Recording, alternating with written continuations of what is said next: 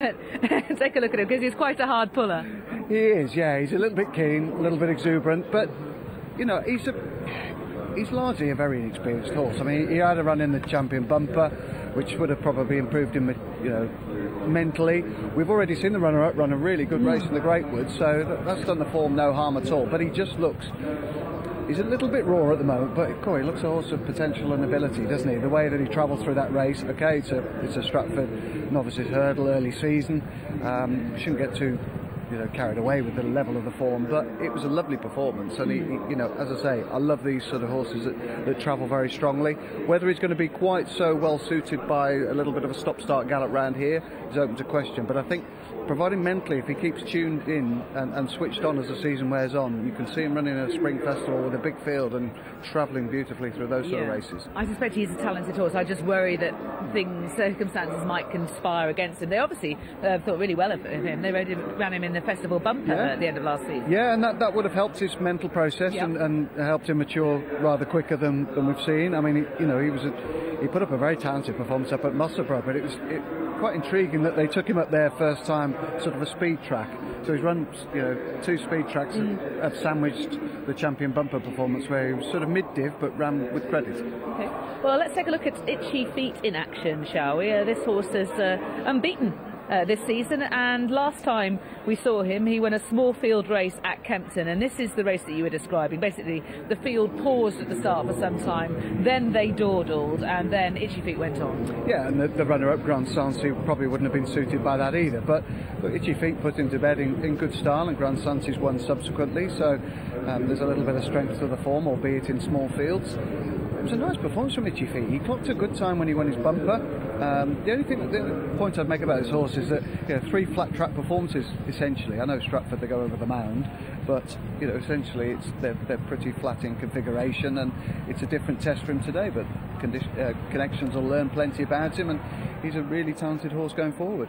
Yeah, and his jumping warmed up as the race warmed up, really, at Kempton last time. It'd be interesting to see what tactics Gavin Sheehan employs. Let's break off from our preview to hear from Kim Bailey, because he trains 2 for Gold in this race, and he's with Stuart. Well, Kim Bailey is responsible for the outsider in the field here, 2 for Gold, who makes his hurdling debut in graded company, but he was a promising individual in bumpers last season, Kim. He'd won 2 bumpers, and not many horses win 2 bumpers, and he was 5th in a championship bumper at Ascot, and that was most probably the best bumper that's been run all last season. So, yeah, but we're rightly outsider, and you know, some nice horses in it, and you know, it's a local track. The owners can all come today, and they're you know, Ollie Bell's involved, so you know, TV sponsorship, whatever, they're all here to have a good day out. Now, how straight is he for this first run? Because of course we haven't seen him since February this year. No, he'd be pretty straight. I mean, you know, he's not going to improve a huge amount.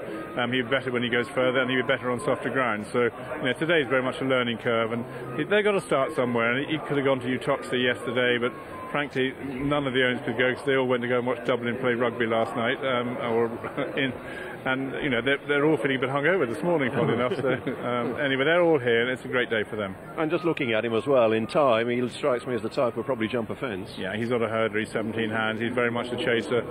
This season will be very much geared towards next season. So fingers crossed he runs well today, and everybody's happy at the end of it, and he comes back in one piece. Best of luck. Thank you very much, Stuart. Cheers, Kim. This Seddon was the talk of the track last January at the Musselburgh Trials meeting, and did it in really good style, having been very well backed. He's been well backed again today, just flirting with going odds on. But I definitely share Sam's reservations about the 2 tracks he's excelled on. Have been Musselburgh and Stratford, completely different to Cheltenham, and he ran respectively, that's all, in the bumper. He's just gone 11 to 10 against now, but really is the one that punts have been focusing on throughout. And there's been money for 2 for Gold, who was progressive last season in his own right. This is his hurdles debut. Yeah, maybe, you know, people are just taking the opinion that Kim Bailey unleashed a number of nice novices last year. This lad's homework has obviously been replicated on the track, on good ground as well. He's been 20 to 1, I think, overnight, so he has attracted a fair bit of support, and that in spite of the favourite being strong enough in the market as well. So, interesting market move on him. let's discuss Elixir de Nutz, shall we? I think it's hilariously named. He was formerly trained by Philip Hobbs. He was a bit of a tearaway, and it was a better performance on his first start for Colin Tizard. Yeah, he was ridden pretty prominently and pretty aggressively, and market didn't fancy his chance much, but he belied those odds, and he looked to have a race in safekeeping until Thomas Darby inherited another engine halfway up the running and whistled past everything in the style of a good horse. So it was a really satisfactory performance. He looked a little immature last year, and just mentally and perhaps in physicality, but looks to have strengthened with the summer off, and looks more the rounded individual. He's been round here as well, which I think is a good positive to his chance, and he can be pretty versatile tactical. If there's no pace on, he could go on, or I think connections are happy to try and teach him something and drop him in. And how about Colonel Mustard? Because he's already won over hurdles. That was a nice performance at Newton Abbot. Colonel Mustard. What did I call him? Colonel Mustard, oh, yeah. I did call him. Did I call him the right You're thing? a big fan of that, aren't you? Yeah. Good board game, that. Yeah, Colonel Custard. I think he's been underestimated by the market somewhat. I think the form of that Newton Abbot run. I know it was on heavy ground. Remember that heavy ground? I did, some time ago. Yeah, Glen Forster. It's got legs. Have both run subsequently and run well. The fourth, Crooks Peak, has won. The fifth was Rouge Fief. He's gone well. I think he's priced up really on connections, to be honest. I think Nicky Martin's done really well this autumn with the horses she's run. Sykes was unlucky here. One of the early meetings. She's had successes as well with Two Amigos, etc. So I think he's probably the value in the race for me. I tend to agree, and she rates this horse. She was talking in terms of the festival immediately after he won at Newton Abbot. So just the 5 winners for this Sky Bet Supreme trial. It's a grade 2 over 2 miles. I'm afraid only 5 hurdles to jump, as with the Greatwood. We can join to the company of Ian Bartlett. And just 5 of one runner for each set of hurdles. They're out on the course now. They're just putting the running rail back in place, and the flag's up. Starters ready, flag is up, and the 5 of them far end of the home straight, about to walk forward round the corner towards the starting tape. Just over 18,000 to the winner this time. They're off. Starter lets them go. They are yet to get to him, though, and yep, off they go now. Elixir de Nutz in the yellow jacket, Harry Cobden, will be the leader. Only 5 flights of hurdles to jump. The low sun means the 2 in the home straight omitted, so it is quite a long run before they'll get to the first of the 5. Second position is the white-faced Colonel Custard. Matt Griffiths is in maroon and beige colours. Looks like he's just about in second over the 4-timer seeking Itchy Feet. Nose-branded runner Gavin Sheehan on the left, red armlets and braces on pale jackets. The favourite is Sedum, blue with the white hoops, maroon sleeves for Adrian Heskin. He's just about the back marker of the quintet. Preceding him is Two for Gold, winner of 2 of his 3 bumpers, jumping for the first time today for him. In fact, he will realise in around about 2 furlongs from now, as they continue their long journey on towards flight number 1. So the early strides of this, there's only 5-6 lengths between them, and it is Elixir de Nutz who leads. He's a little over a length ahead to Colonel Custard, running in second place, then Two for Gold, who is alongside Itchy Feet. They are in 3rd and 4th places together, and Sedum is the back marker of the quintet, as they're about to make the last bit of the turn and level up then to the 3 flights to take him away on towards the far side of the course. Elixir de Nutz continues to have the advantage as they move to flight number 1. All over it okay. And second position now just about is Two for Gold, who's rather lit up as they begin a little downhill run there in the green and red. He's joined Colonel Custard, and they've narrowly moved ahead of Itchy Feet, who's widest on the course of that group in 2nd, 3rd and 4th places. Seddon is still just the back marker of the quintet, but they are well bunched as they continue their journey and are now in sight of flight number 2. Harry Cobden in yellow colours on Elixir de Nutz continues to have the advantage. Colonel Custard and Two for Gold in 2nd and 3rd places, about a length off those to Itchy Feet, who jumped over it in 4th. He's a length at most ahead of the hoop jacket and maroon sleeves of favourite Seddon. Continues to be the back marker of the quintet, so racing right up towards the top of the hill, heading towards flight number 3 of the 5 they're going to take in this Sky Bet Supreme trial novices hurdle. Elixir de Nutz continues to be the leader. All over that one, okay. Seddon, perhaps the favourite, was the slowest one of the quintet, and he emerges about 3 lengths behind the others, who are turning left-handed, about to run downhill, 2 to jump from here. Elixir de Nutz continues to be in front, just over a length ahead. The green colours of 2 for Gold, travelling strongly, is in 3rd position in behind Colonel Custard, and then comes Itchy Feet, and Seddon is still waiting with Adrian Heskin at the back of them. 5 runners as they move then down to now 2 from the finish. At it, Elixir de Nutz in the yellow, up and over safely in front to Colonel Custard in 2nd. Itchy Feet is so into 3rd place now. Ridden along is 2 for Gold, and Seddon is the back marker.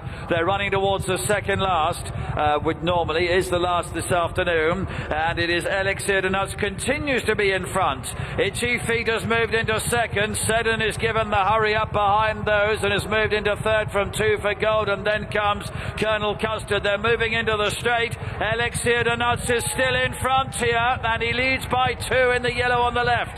2nd position for Itchy Feet. Seddon is behind those in 3rd and fighting that out with 2 for Gold. They approach the last furlong. Still Elixir de Nutz in front, although Itchy Feet is now within striking distance and trying to get to him. The race is between this pair. Elixir de Nutz continues to be in front, and he makes all with Harry Cobden.